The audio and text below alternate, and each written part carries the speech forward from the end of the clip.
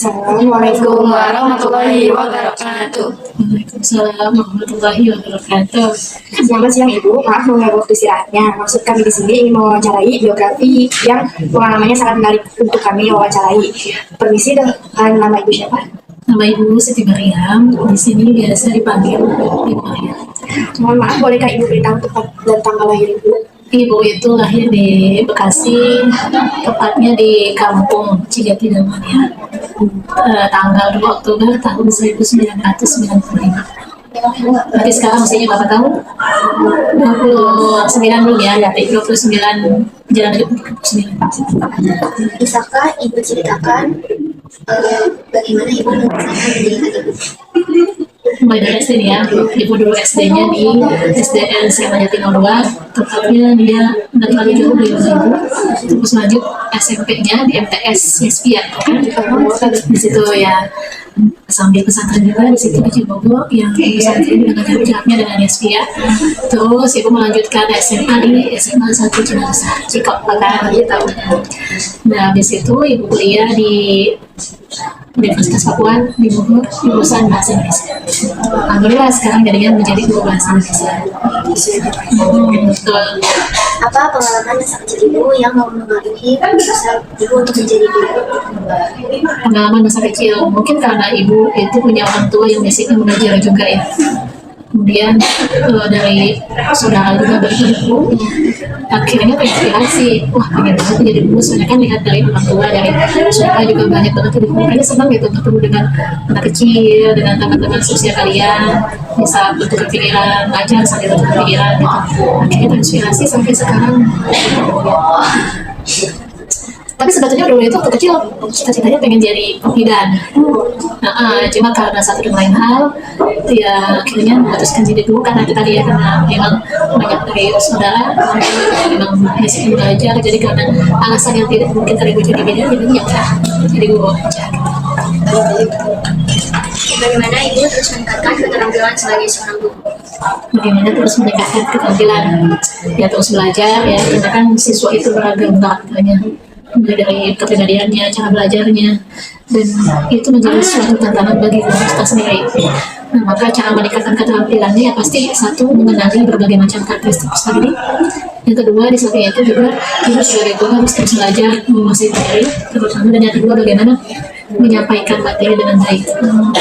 Seperti sekarang kan banyak teknologi, harus belajar menguasai salah satunya PowerPoint, Canva, kayak gitu ya, dari segi teknologi supaya memang bisa lebih mudah tersampaikan materi gitu. Jadi harus lebih banyak melek teknologi mungkin ya, karena kan sekarang generasinya milenial dia dari harus ada teknologi gitu. Menurut Ibu, bagaimana cara terbaik untuk mengatur waktu antara mengajar dan mendidik lainnya? Oke, karena itu sekarang sebagai ibu rumah tangga ya, keluarga, terus juga di samping yang lain ibu juga sebagai guru, maka di sini cara ibu mengatur waktu ya ibu harus bisa menentukan mana yang menjadi prioritas utama. Tentu yang pertama ibu kan sebagai ibu rumah tangga, jadi ibu selesaikan dulu tugas ibu sebagai ibu rumah tangga, mengurus anak, masak, kemudian dan segala semua. Kemudian kalau itu sudah selesai, baru ibu mengerjakan tugas di sekolah sebagai ibu rumah tangga gitu. Jadi memang kadang ada satu waktu di mana kedua-duanya ini ya barangnya gitu ya tugasnya, tapi ya kembali ke prioritas tadi, mana yang paling utama itu dulu yang harus diurus. Nanti setelah itu selesai baru fokus ke prioritas kedua sebagai ibu di sekolah. Apakah ada kesulitan atau tantangan yang Ibu hadapi dalam menyampaikan materi?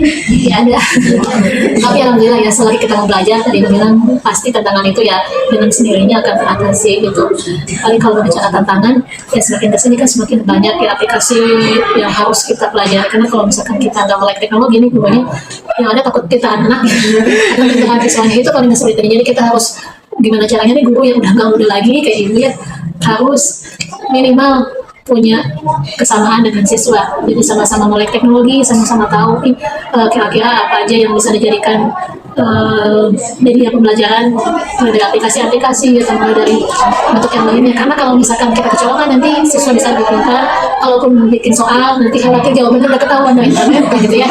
Jadi itu sih tantangannya ya, karena kan tadi itu ya, jadi harus bisa belajar lebih awal sebelum siswanya gitu. Karena mau nggak mau itu kan sebagai apa ya, tauladan gitu, sebagai pengajar harus lebih tahu lebih awal dibandingkan siswanya, karena memang nggak bisa dipungkiri siswa sekarang itu pintar-pintar sih.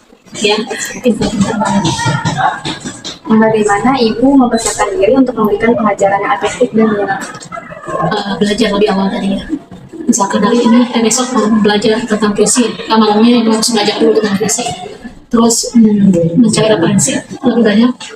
Nah, yang terakhir, terus yang kedua menentukan media apa nih yang bisa cocok disampaikan kepada anak untuk pembelajaran fisik supaya anaknya juga kan nanti tertarik belajar nggak bosan. Terus yang keempat, kira-kira aplikasi apa yang bisa membantu pembelajaran fisik. Jadi ya intinya harus dipersiapkan supaya bisa memberikan pembelajaran yang apa tadi ya efektif dan menyenangkan. Intinya nggak bisa tiba-tiba guru itu masuk ke kelas dengan tanpa persiapan, tidak bisa kayak gitu.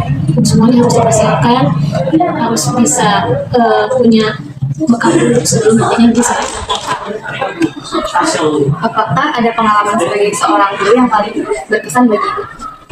Pengalaman sebagai guru yang berkesan ya ada sih banyak. Itu kan di sini udah tadi kalau di sini itu udah berapa ya, udah mau jalan 7 tahun ya. Juga lama dari 2017, tentunya banyak banget kelebihannya. Pengalaman yang paling menarik menjadi guru pasti banyak banget, saking banyak jadi lupa.